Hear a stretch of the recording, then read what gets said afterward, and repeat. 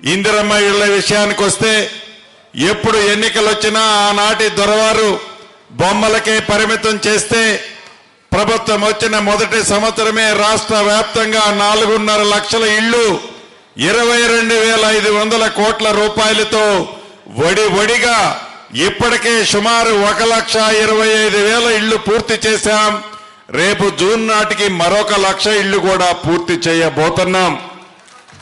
మీ అందరి దీవెనలతో రెండో విడత కూడా నిన్ననే వెళ్ళి చూసొచ్చాను. అక్కడ గిరిజనులు, వెనకబడ్డ కులాలు ఎక్కడో మారుమూల ప్రాంతంలో ఉన్న ఆసిఫాబాద్ జిల్లాకి వెళ్ళాం.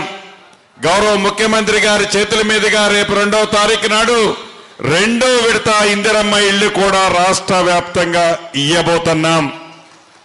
ఇవ్వటమే కాదు, కట్టిన ప్రతి పేదింటి ఆడబిడ్డకి హైదరాబాద్ లో బటన్ నొక్కితే ₹1 లంచం లేకుండా వారి ఖాతాలో జమ చేసే కార్యక్రమాన్ని ఈనాడు మీరెన్నుకున్న ఈ ప్రభుత్వం పేదవాడికి ఇందిరమ్మ ఇళ్ల విషయంలో ఒట్టి కాగితం చేతిలో పెట్టకుండా డబ్బులు కూడా ప్రతి సోమవారం నాడు మీ ఖాతాలో వేస్తున్నాము. కాబట్టి ఇందాక గౌరవ కలెక్టర్ గారు చెప్పినట్లు నేను నా నియోజకవర్గమైన పాలేరు నియోజకవర్గంలో ప్రజా దర్బారు పెడితే ఈ ప్రజా దర్బారులో 22,600 అప్లికేషన్లు వస్తే ఇప్పటి వరకు సుమారు 9,500 అప్లికేషన్లు ఇందిరమ్మ ఇళ్లు కావాలని అడిగారు.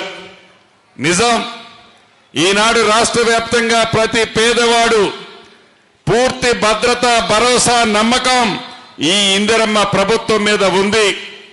ఏదో మాటలు చెప్పి కాలయాపన చేయదు, మాట చెబితే డబ్బులు ఇస్తుంది అని నమ్మి ఆనాటి 10 సంవత్సరాల్లో ఈయన కారణంగా చెప్పిన మాట నిర్వహిస్తున్నారు. కాబట్టి ఈ ప్రభుత్వం ఇస్తుందని పూర్తి నమ్మకంతో ఇల్లు కావాలని ఇంత పెద్ద ఎత్తున ప్రతి నియోజకవర్గంలో అడుగుతున్నారు.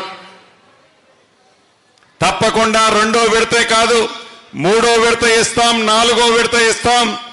రాష్ట్రంలోని అర్హులైన ప్రతి పేదవాడికి పింక్ షర్టు తొడుక్కున్న పేదవాడున్నా పేదవాడే. కాబట్టి ఆ పేదవాడికి కూడా ఇందిరమ్మ ఇల్లు ఇచ్చి తీరుతాం.